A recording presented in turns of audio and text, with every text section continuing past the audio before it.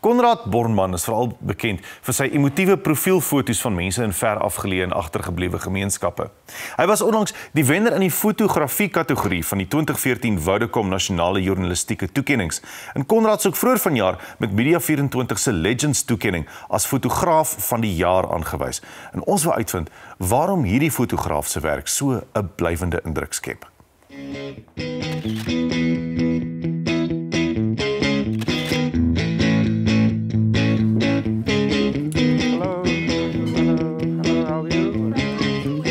Ek het Konrad ontmoet toe hy by Volksblad begin werk het. Ek kan nie eens onthou nie, ek dink dit was 2012. Het was maar 'n rampspoedige ontmoeting. Ek en hy saam op 'n storie Gariepdam toe.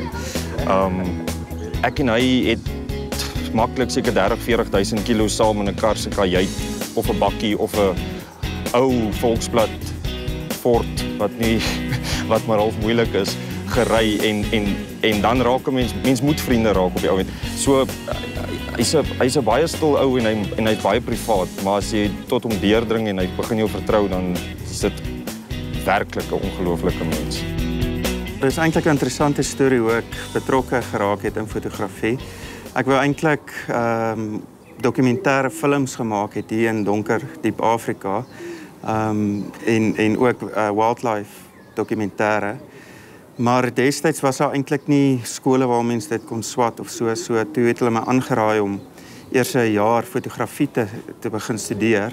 En na die jaar, dan, as daai basis reg is, kan ek dan oorgaan na die dokumentêre films.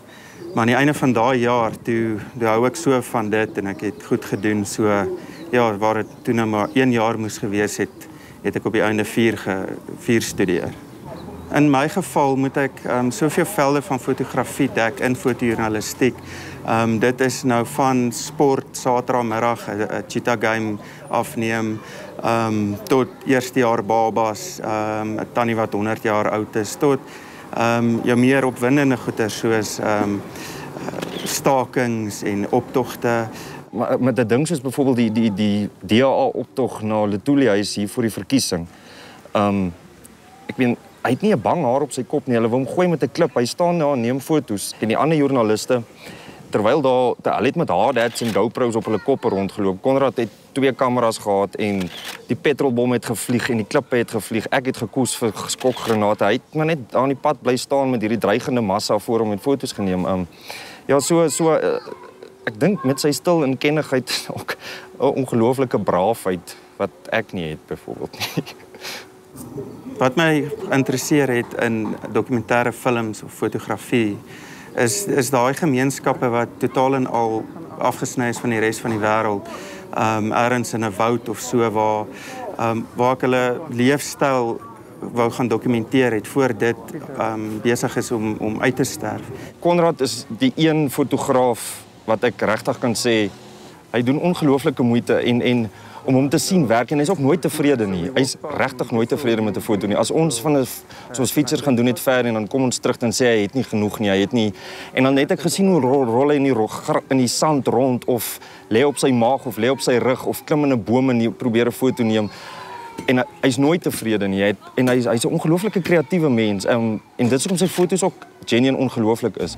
Stories wat vir my spesiaal is die een is van 'n Down syndroom meisietjie wat in die Karoo op 'n plaas bly saam met haar ouers en haar perd het se een seening van die voet is afgesny en hulle wou die perd van kant maak en sy het net aangehou om te sê nee en die perd het groot geraak en hulle het toe haar perd in 'n groep wilde perde losgelaat en wat sy toe doen is die perd is terwyl die perd in die groep die trop wilde perde is gaan staan sy bo op 'n koppie en sy skree net flika soos wat die vir haar perd en dan sien jy net so 'n stofwolk op die horison aankom en net daai ontmoeting tussen haar en haar perd is regtig ongelooflik.